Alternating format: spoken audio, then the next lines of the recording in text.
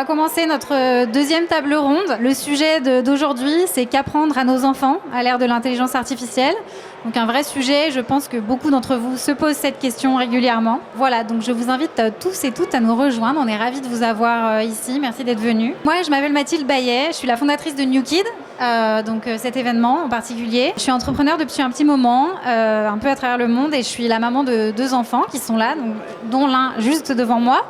Je suis ravie aussi de voir que certains de mes invités sont venus avec leurs enfants, donc ça fait plaisir de voir cet enthousiasme autour du sujet. Pourquoi cet événement existe ? Justement pour que la conversation existe entre les experts et les parents, parce que le sujet est nouveau et il est de plus en plus présent, il est présent partout, il est présent dans le monde professionnel, oui, mais de plus en plus aussi en famille et à l'école. Voilà, donc pour moi cet événement ce sera une réussite si il se passe plusieurs choses. Déjà si vous avez appris plein de choses aujourd'hui en rencontrant toutes ces personnes fantastiques ici.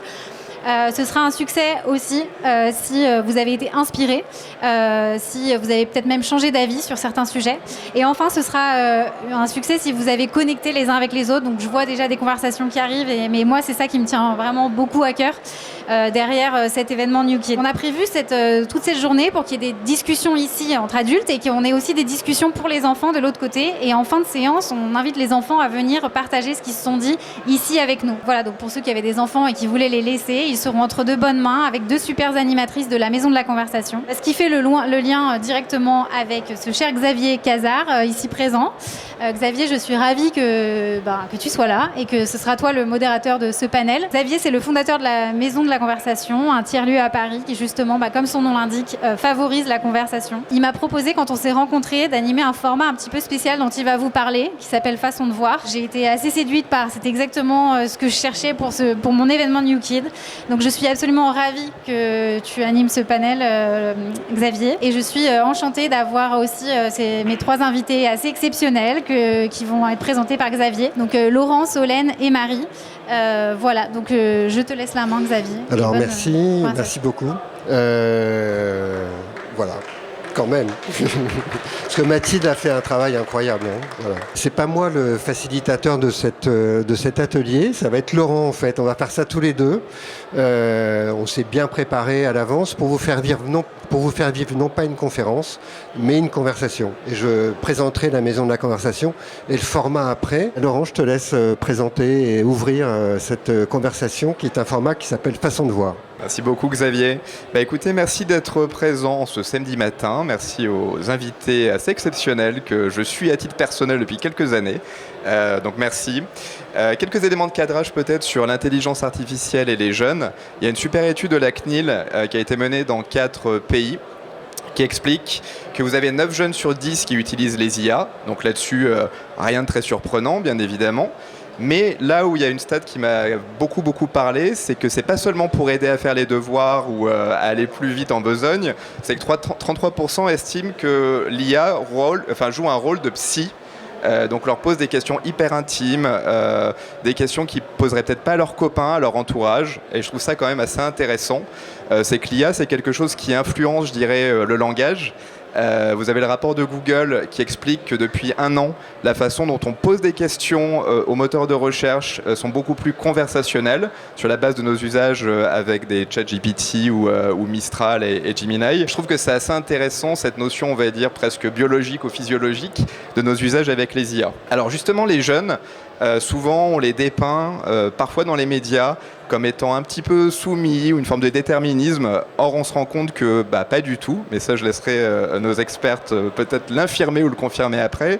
On se rend compte qu'il y a pas mal d'études, notamment une dernière qui a été publiée par Gallup, qui explique qu'en moins d'1 an, le sentiment des jeunes par rapport aux IA est déjà beaucoup plus, on va dire, ambigu. C'est-à-dire que l'enthousiasme initial est déjà en train de reculer. On perd 10 points à peu près en 1 an. Et il y a même des formes, je dirais, de colère qui émergent depuis les jeunes contre les IA. Alors non pas qu'ils soient devenus complètement technophobes, sauf qu'il y a une forme peut-être de décalage entre la promesse ou le mythe originel des IA qui serait censé faciliter la vie et leur usage réel. Et je trouve que c'est intéressant, on va dire, comme base de conversation. Alors est-ce qu'il faut donner une colonne vertébrale attentionnelle ? Est-ce qu'il faut valoriser ou non l'intelligence relationnelle, émotionnelle, les fameux soft skills également ? Faut-il réapprendre à jouer avec les matières ? On a 2 expertes que je trouve phénoménales sur le sujet. Alors j'ai commencé par Marie Marie Robert. Vous êtes philosophe, autrice, enseignante, cofondatrice des écoles S-Club. Et vous avez réussi avec Philosophie is Sexy à rendre la philosophie à la fois accessible, vivante et utile dans notre quotidien. Il y a une citation que moi j'adore dans votre livre Le miracle du réconfort. Vous parlez du rôle crucial de l'émerveillement. Et je vous cite, le moteur qui l'enclenche est un désir brûlant de connaissance. Il y a quelque chose de, je trouve, d'essentiel dans cette phrase-là. Et dans une époque saturée de réponses immédiates, vous nous aidez sans doute à revenir à l'art des questions. Et je crois qu'on va voir avec votre groupe juste après comment est-ce qu'on apprend à apprendre. Je vous laisse peut-être la parole. Merci beaucoup pour cette présentation. Effectivement, moi, mon point de départ, j'ai plusieurs casquettes, mais mon point de départ est professeur de philosophie à la fac. Et évidemment, j'ai adoré cette expérience parce qu'intellectuellement, c'est fascinant, encore plus quand 180 personnes t'écoutent religieusement pendant que tu es sur une estrade, quoi que tu dises. Sauf que très vite, au bout de quelques années, je me suis rendu compte à quel point ça manquait de dialogue, d'interaction, et j'avais toujours cette question, que retiennent-ils ? Que se passe-t-il en eux au moment où je parle ? Évidemment que j'ai conçu mon cours, évidemment que la transmission, il y a un plan, une structuration, mais de quelle façon ça les transforme ? Qu'est-ce qui reste ? Qu'est-ce qu'ils retiennent ? Et c'est ça qui m'a profondément frustrée. Et c'est ça qui m'a amenée à quitter la fac pour ensuite, effectivement, enseigner d'abord dans un lycée Montessori, puis créer mon propre groupe scolaire qui repose, on dit beaucoup Montessori, mais c'est surtout sur de la pédagogie active parce qu'aujourd'hui, nous avons un besoin d'aller au-delà de Montessori. Maria Montessori a fondé une pédagogie en 1906. Nous sommes en 2026. Les défis auxquels nous devons faire face sont immenses, donc bien sûr qu'il y a des impensés. Et dans ces impensés, un des enjeux, et on en parlera sans doute dans notre groupe, c'est bien entendu apprendre à faire, apprendre à utiliser l'IA, mais de la bonne façon, en soutien, et évidemment comment on fait naître plus que jamais la créativité, parce que ça va devenir un sujet essentiel et un enjeu de société majeur. Merci Marie. Merci. Solène Boquillon-Le Goisiou, vous êtes fondatrice de Génération Parents. Je pense que pas mal d'entre vous la suivent sur les réseaux sociaux. Vous travaillez sur les compétences humaines, relationnelles, émotionnelles dont les enfants ont besoin pour grandir. Vous venez en plus de recevoir le titre de Chevalier de l'Ordre du Mérite il y a quelques semaines, il me semble. Votre approche est essentielle parce qu'elle rappelle que l'éducation, elle ne peut pas être réduite à l'adaptation simplement technologique. Dans un monde qui change vite, les enfants ont aussi besoin d'ancrage, que ce soit dans la confiance, que ce soit dans la coopération, dans l'écoute, peut-être l'empathie. Les soft skills ont l'air de moins en moins soft finalement. Elles ont l'air de plus en plus, on va dire, fondamentales pour évoluer dans ce drôle de monde. Et je crois qu'avec votre groupe, on va se concentrer sur la façon dont on peut développer ces fameuses soft skills et de quelles compétences on a en réalité besoin. Mon travail depuis à peu près une dizaine d'années, c'est de travailler sur ces fameuses compétences humaines. Et pourquoi j'ai commencé à m'intéresser à ça ? Parce qu'en 2005, j'ai été recrutée par une entreprise anglo-néerlandaise qui ne m'a recrutée que sur mes compétences humaines, ma capacité à persévérer, à m'adapter, à collaborer. Pour tout vous dire, à la fin du parcours de recrutement, on m'a dit on a des emplois en marketing, en RH, en finance, en logistique. Par quoi voulez-vous démarrer votre carrière ? Donc en fait, cette approche était totalement différente par rapport à ce que j'avais connu en France. Et je me suis dit, donc ce qui est important, c'est mes compétences humaines et ce n'est pas mes compétences académiques. Même si je pense que les compétences académiques sont extrêmement importantes parce qu'elles vont nous apprendre à développer la manière dont on va penser, etc.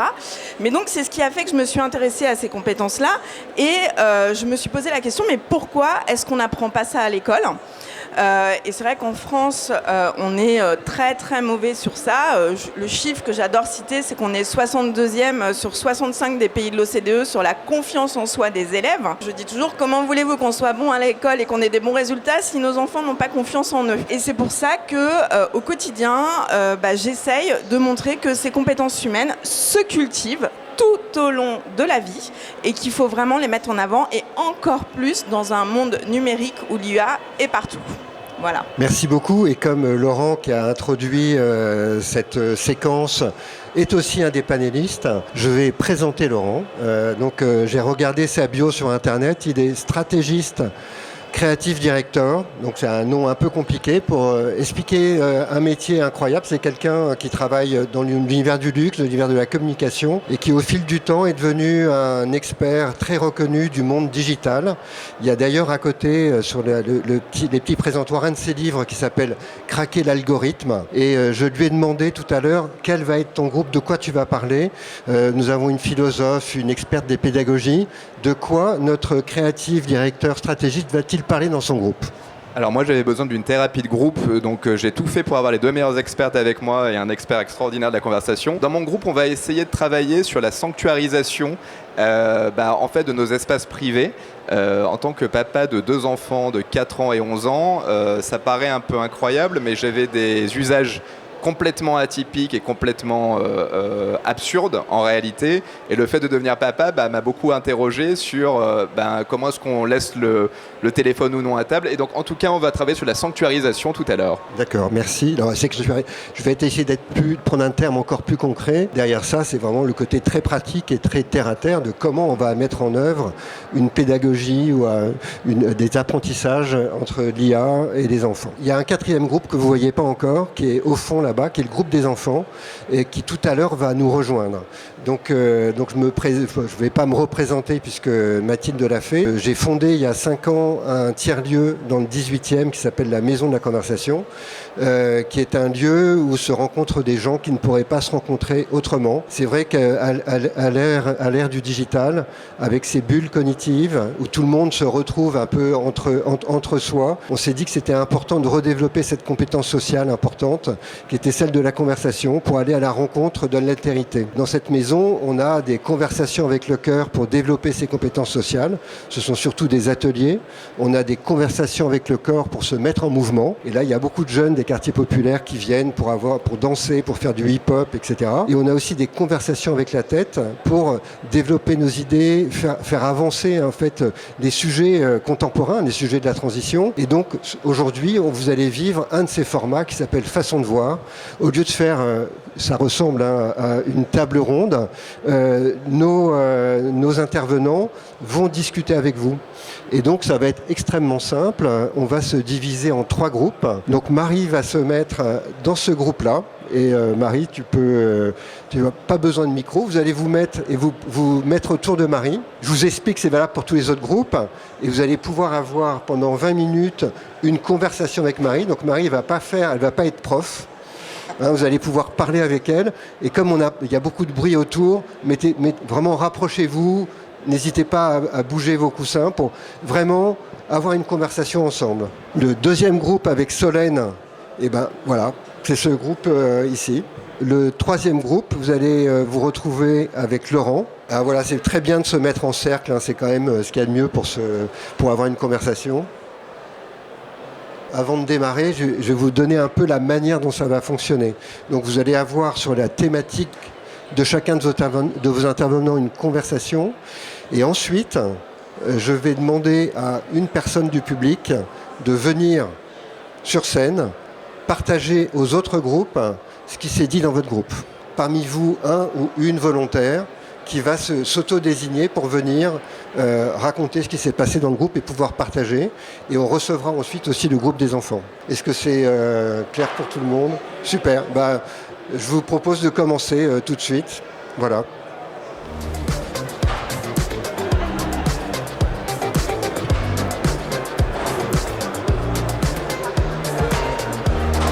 C'est la fin de ce moment de conversation et je sais que c'est très frustrant. Je demande donc déjà merci à tous les groupes d'avoir participé. Je vais demander dans chaque groupe à une personne de me rejoindre. Je vous propose de démarrer par le groupe des jeunes gens. On n'a pas du tout entendu ce qui s'était raconté dans leur groupe. La question, Nora, que tu leur as posée, tu peux venir... Bonjour. Du coup, l'idée, c'était de savoir ce sur quoi ils voulaient que l'IA interfère dans votre lien parenté.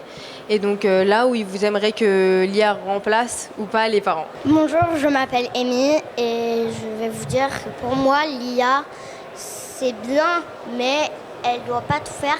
Parce qu'avec nos parents, l'IA, elle n'a pas de cœur, donc elle ne peut pas nous aimer vraiment. et elle peut juste nous aider. Mais voilà. Bravo. Tu t'appelles comment? Bonjour, je m'appelle Bou et j'ai 7 ans. Alors, il faut que l'IA aide aux tâches ménagères pour avoir plus de temps avec les parents.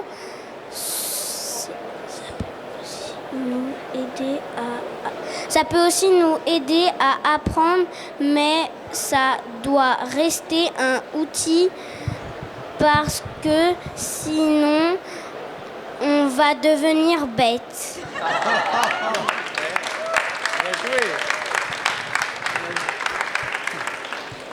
Merci beaucoup, c'était vraiment, je pense, très éclairant. Hein. C'est déjà, je crois qu'on va directement, on dit c'est ça, la vérité sort de la bouche des enfants. Donc maintenant, on va continuer cette exploration de vos échanges. Comment vous appelez-vous? Je m'appelle Franck. Alors Franck... 7 ans et demi. 7 ans et demi. Donc Franck, 7 ans et demi, tu étais, Franck, dans le groupe de Laurent. Qu'est-ce que vous avez exploré comme thématique? Qu'est-ce qui s'est raconté? On a discuté du sujet de comment est-ce qu'on peut, à l'intérieur d'une famille, créer des rituels qui fassent qu'on maîtrise mieux, enfin en tout cas que les acteurs de la famille maîtrisent un peu mieux l'usage du numérique et notamment de l'intelligence artificielle. J'ai une expérience sur le sujet, mais qui date presque de l'avant-ère numérique, vu l'âge de mes enfants. En revanche, ce qu'on a dit, c'est que d'abord, c'est pas facile. C'est pas facile de créer ces rituels-là. Ça demande beaucoup d'énergie, d'engagement, voilà, parce qu'on a plein de réflexes qui sont bons ou mauvais, mais en tout cas des prétextes en tant que parent à utiliser ou avoir le téléphone sur la table en permanence et ainsi de suite. Donc c'est pas facile. Deuxièmement, on a dit que au-delà il faut une prise de conscience. Si on veut pouvoir, il faut une prise de conscience de l'importance des nouvelles technologies déjà. Il faut être conscient de ça, mais aussi conscience de l'importance que ça a pour l'enfant. Parce que effectivement, alors c'est vrai que dans les générations qui ont aujourd'hui des très jeunes enfants, l'enfant peut être considéré comme roi, en tout cas très important, donc on va y attacher une importance beaucoup plus importante que les générations plus anciennes. Ce qu'on s'est dit aussi, c'est qu'il y a des pistes très intéressantes qui ont été évoquées, qui vont vers l'autorégulation par l'enfant lui-même. C'est-à-dire faire en sorte que petit à petit, l'enfant accepte de se dire « Non mais tiens, je me connecte, je vais regarder un dessin animé, mais, et certains ont parlé de ça, je mets une alarme et dans 10 minutes, l'alarme sonne et j'arrête. » Là, franchement, on peut, enfin en tout cas, je fais partie de ceux qui disent chapeau parce que quand ça existe, ça veut dire quelque chose. À mon avis, c'est pas si évident. On peut créer l'autorégulation par l'enfant lui-même. Et puis, ce qu'on a dit aussi, c'est que de toute façon, l'usage du numérique, l'usage de l'IA, c'est hyper sexy, c'est hyper attractif, c'est de la dopamine à l'état pur. C'est-à-dire que, bon, là, et comment est-ce qu'on peut lutter contre la dopamine à l'état pur? Et un bon moyen d'essayer, en tout cas de prendre conscience de ça, c'est de se dire il faut créer autre chose ou remplacer par quelque chose qui génère de la dopamine. Donc créer une expérience de vie familiale, de discussion pendant les repas, un truc qui soit attractif, qui soit sexy aussi, qui fasse que, ok, on remplace pas quelque chose de très intéressant par quelque chose de chiant et de régulation et de machin, mais on remplace par quelque chose qui soit super intéressant pour l'enfant aussi. Est-ce que tu as un exemple à nous donner de choses sexy qui remplacent C'est par exemple de créer des conversations qui soient centrées sur l'enfant, enfin, qui par exemple leur permettent de valoriser ce qu'ils ont fait, ce qu'ils font, ce qu'ils ressentent, ainsi de suite. Donc qui soient centrés sur l'enfant et non pas centrés sur ce que l'adulte considère ou pense. D'accord. Merci beaucoup. On va passer le micro. Merci Franck. Voilà. Ce que je voulais dire, c'est vrai qu'on est... je crois que les enfants aujourd'hui passent plus de temps derrière un écran qu'avec leurs amis, leurs camarades. Donc il y a quand même quelque chose d'important à entendre à cet endroit-là. On va demander au groupe de Solène, aux rapporteuses du groupe de Solène. On est deux. Alors, déjà. Voilà, présentez-vous. Donc bonjour, moi je suis Elisabeth. Bonjour, et moi c'est Cheryl. Et donc, du coup, dans le groupe de Solène, en effet, on a discuté de l'utilisation de l'IA et notamment l'utilisation de l'IA avec nos enfants, essayer de comprendre un peu tout ça. Solène nous a donné déjà un chiffre que j'ai noté, qui est que les 10-25 ans, 66% utilisent l'IA déjà, et sur cette part-là, une grande partie, plus de 40%, je crois, voilà, 43%, l'utilisent aussi pour des discussions beaucoup plus personnelles, intimes, etc., en échange avec cette machine, mais il ne faut pas l'oublier, cet outil. Que derrière ça, du coup, il faut faire très attention à cette partie-là. L'IA peut être... il y en a certains qui disaient l'IA, mais surtout pas et pas tout de suite. Et je crois que certaines avaient ce ressenti jusqu'à présent et au contraire ont évolué en se disant peut-être que l'IA peut servir et a servi dans certains cas, notamment pour accéder à une machine des fois la nuit et peut aider à sauver certains cas. Donc c'est à apprendre, mais à apprendre avec pas mal de soft skills associés pour s'assurer qu'on le contrôle et qu'on le maîtrise. Est-ce que vous avez évoqué des soft skills justement? Tu veux compléter? En fait, en termes de soft skills, je voulais revenir juste un peu après, tout simplement parce qu'on a aussi échangé sur l'IA en tant que telle et le premier réflexe qu'on a eu en discutant, ça a été de parler directement des IAG, donc des LLM comme ChatGPT, etc. Mais certains d'entre nous ont aussi mis de l'avant le côté de l'utilisation de Siri, par exemple, ou d'Alexa, pour n'en citer que quelques-uns, mais aussi l'utilisation de l'IA pour accompagner notamment dans tout ce qui est les devoirs, les apprentissages, avec des solutions notamment comme Notebook LM, qui peuvent en tout cas aider et accompagner un peu les enfants dans ce sens-là.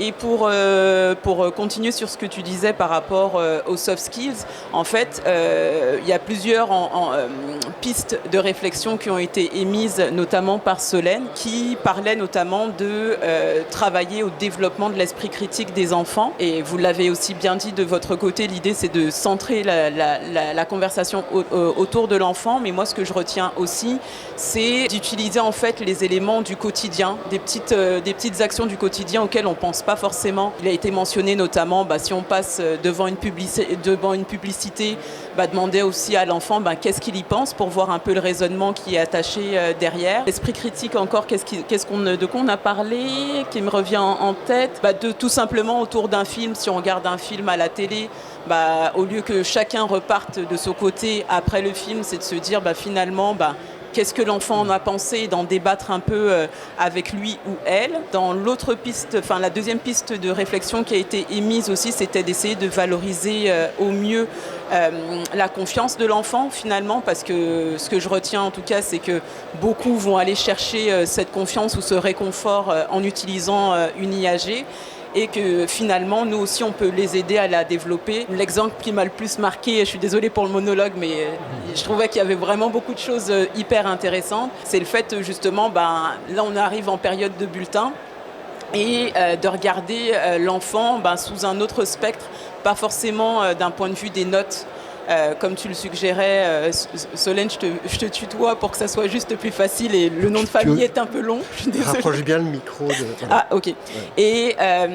Et de regarder vraiment, de tourner les choses un peu plus positivement, c'est-à-dire que ne pas forcément s'attacher à la note en elle-même, mais essayer d'identifier des compétences humaines que développe l'enfant sur une activité donnée, en parlant notamment de sa créativité, de sa capacité d'adaptation, etc., pour lui permettre de se valoriser lui-même et de continuer à développer sa confiance. Est-ce que tu veux parler du troisième point ? Moi, je vais juste ressortir une anecdote qui a été aussi citée, c'est la notion du « encore ». De se dire, quand on lit les notes ou autre, encore, pour l'instant, tu n'es pas forcément super à l'aise là-dessus, sur ce sujet, mais c'est maintenant et demain, ça peut changer et rien n'est définitif. Donc, ne pas caricaturer les enfants. Merci beaucoup, toutes les deux.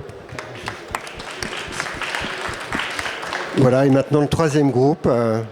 Alors, du coup, un chapeau à vous pour la structuration de l'intervention, parce que franchement, c'était vraiment bien mené. Je vais essayer d'être à la hauteur, ça va être compliqué. Alors, en fait, on a découvert l'univers de Madame Robert, de Marie, si je peux me permettre, avec une façon inédite, ou en tout cas pas conventionnelle, c'est pas répandu, de comment on peut mener la transmission du savoir de la façon la plus efficiente possible au final, c'est-à-dire de placer l'enfant au centre de l'apprentissage. Et la question qui avait sens, c'était comment les professeurs peuvent se concentrer sur la transmission du savoir en essayant pas de se délester, mais d'utiliser ce qu'il y a à disposition pour laisser un petit peu de côté les tâches administratives, en tout cas être plus efficace dans ces tâches administratives pour se focus vraiment sur la transmission du savoir. On a notamment parlé d'un programme pilote qui a été mené dans les écoles. C'est vrai que l'IA peut servir justement à aller plus vite dans notamment ce qu'on a évoqué, donc la correction de copies par exemple, et peut permettre de personnaliser si elle est bien utilisée, s'il y a des outils qui sont à disposition, peut permettre du coup au professeur d'adapter sa façon de travailler et de l'individualiser en fait l'apprentissage des compétences réelles aux enfants. C'était vachement intéressant. Et c'est vrai qu'on s'est posé également la question de qu'est-ce qu'on devrait faire à l'ère de l'IA et des LLM qu'on connaît tous, pour que l'utilisation de ces outils soit productive dans l'apprentissage et que ce ne soit pas juste une notion de question-réponse et puis qu'on passe à autre chose. Ce que Mme Robert a dit, c'est que c'est vrai que l'esprit critique, essayer de développer l'esprit critique, si les outils pouvaient permettre en tout cas de pousser ce côté-là, l'éducation gagnerait beaucoup, quoi. Voilà. Merci beaucoup, merci. Donc, je vais proposer à nos 3 intervenants de venir pour dire un petit mot de conclusion. En vous écoutant et vraiment avec des idées très intéressantes qui sont sorties des 3 groupes, je me dis qu'on est la première génération, ou plutôt la dernière génération, à ne pas avoir été éduquée par l'IA. Et là, on a en face de nous la première génération qui va, elle, apprendre à vivre avec l'IA dans son quotidien. Donc il y a vraiment un sujet de transmission difficile parce qu'on ne connaît pas, on ne sait pas, on n'a pas beaucoup de repères. Et donc je trouve que l'atelier d'aujourd'hui nous permet déjà de se donner quelques outils avec des regards différents. Marie, un petit mot ? Un mot très rapide, mais qui va vous faire plaisir, Xavier. En fait, je pense que dans nos 3 groupes, au fond, l'enjeu est toujours revenir à la conversation. En fait. C'est ce que j'ai entendu. Non, mais in fine, revenir à des temps de conversation au dîner qui soient attractifs, qui soient agréables, converser au lieu de juste lire des notes sur un bulletin, mais au contraire, dialoguer, valoriser, encourager, et revenir à l'esprit critique. Tiens, t'es sûr que cette info est vraie? Donc, de toute façon, je crois, IA ou pas IA, l'histoire de l'humanité, l'histoire de la conversation. Donc, bien entendu, c'est pas ça qui doit nous arrêter. C'est juste la question, comment allons-nous réussir à créer suffisamment d'espace pour préserver cette conversation?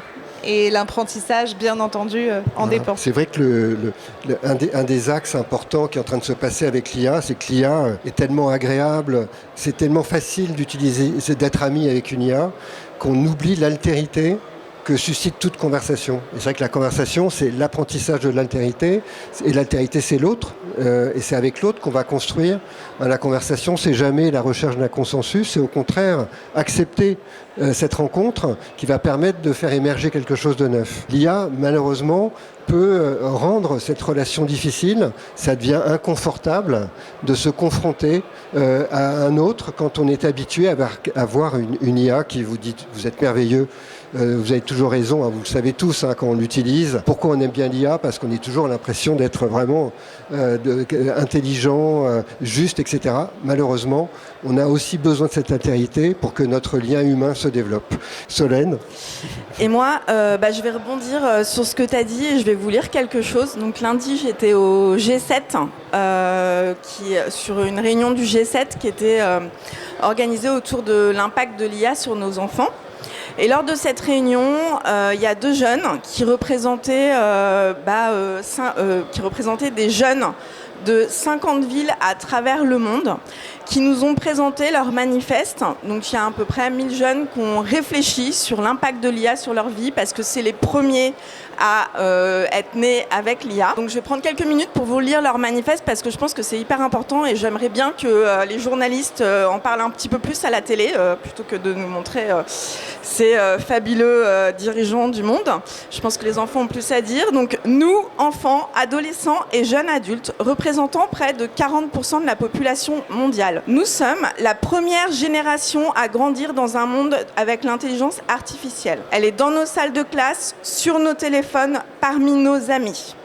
Et pourtant, trop souvent, nous sommes exclus des décisions qui façonnent notre avenir. Les jeunes veulent un monde où les technologies IA améliorent ce dont nous sommes capables plutôt qu'elles ne nous limitent. Nous sommes à un tournant parce que l'IA façonne notre avenir.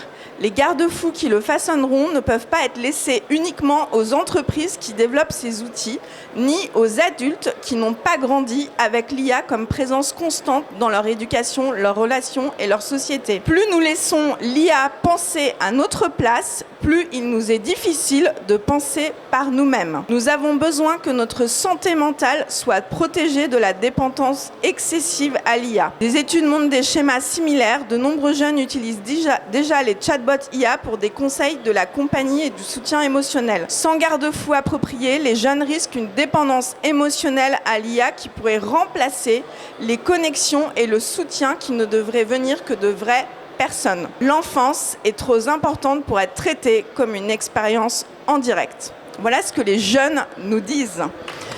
Et je pense qu'ils font vraiment preuve de lucidité et qu'il faut vraiment les écouter. Voilà.